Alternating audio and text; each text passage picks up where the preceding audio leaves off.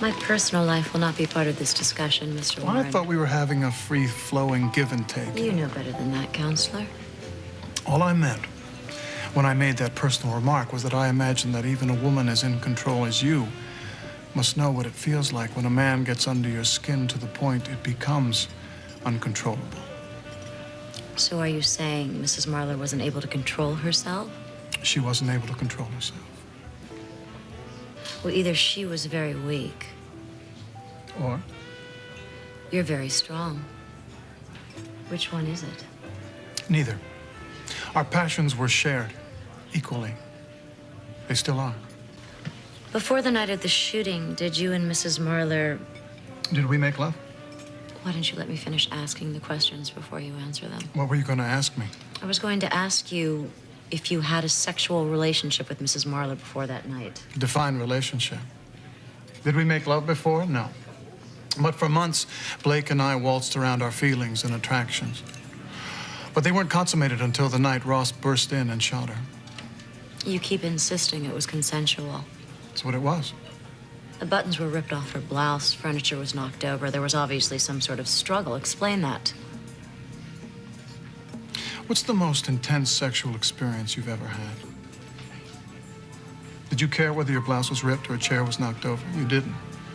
Didn't you? Because no matter who it was, you had to have it.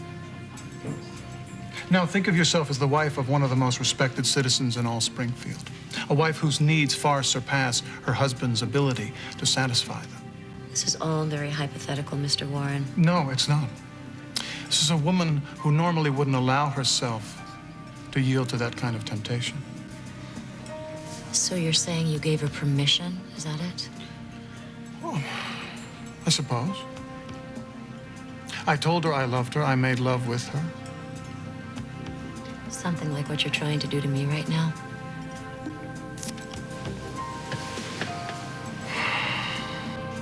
You're the last person in the world who should be asking for my forgiveness.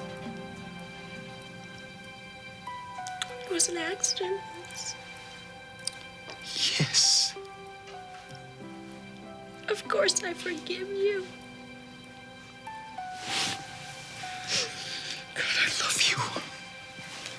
Blake, I don't know what I would do if I were to lose you. We've been through so much.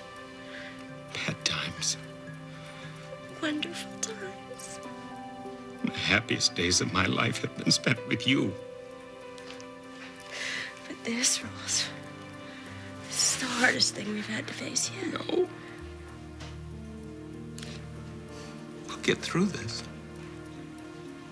The two of us.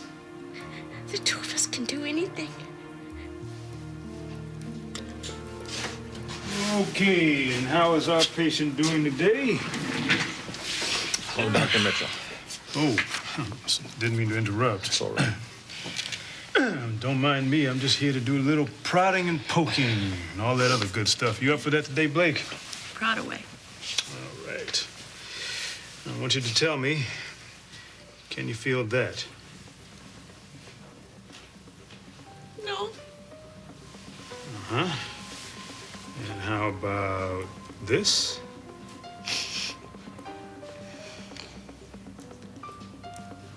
I can't feel anything. Well, try not to worry about it, although I know that's easier said than done.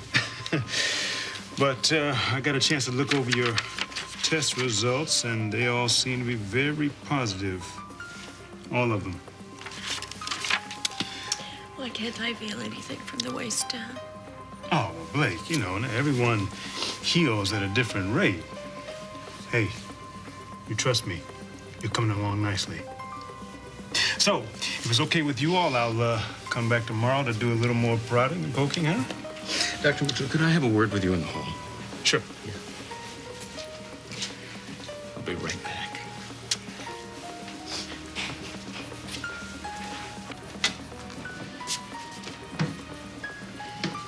Doctor, I really need to know what's happening. We have a problem.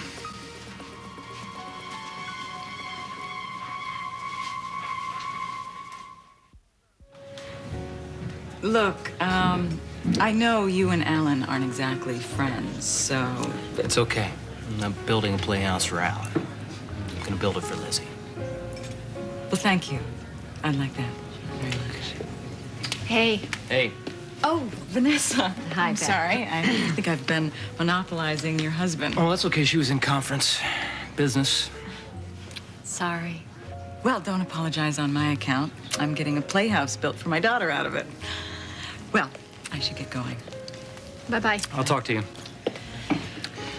So, did you convince Alan not to go national with the clone story? I did.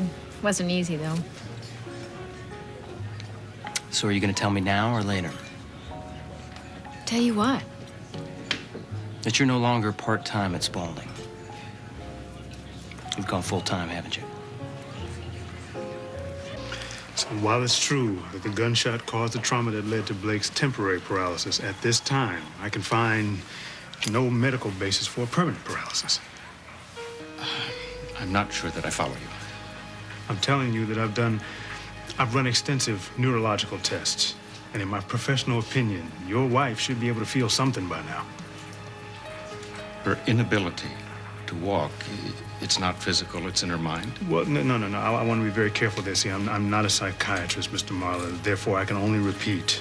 At this time, there's no physical reason for her paralysis. Now, something else is, well, I don't know what's going on inside of Blake's head.